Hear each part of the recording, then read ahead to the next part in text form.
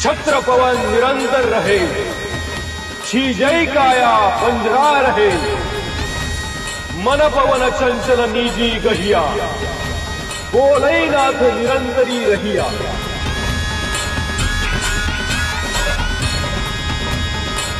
इकटी बिकुटी त्रिकुटी संधि, पश्चिम द्वारे पवनाम बंधु, छूटई केल न बुझे दिया, बोलई नाथ निरंतरी हुआ।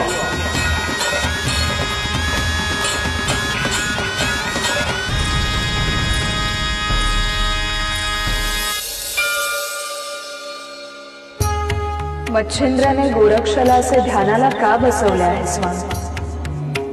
पार्वती, गोरक्षमध्ये किती अफाट क्षमता आहे हे मच्छिंद्राला ठाऊक आहे।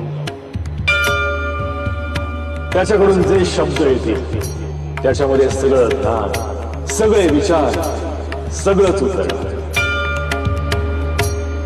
जे भविष्यात मनुष्यासाठी उपयोगी पडेल।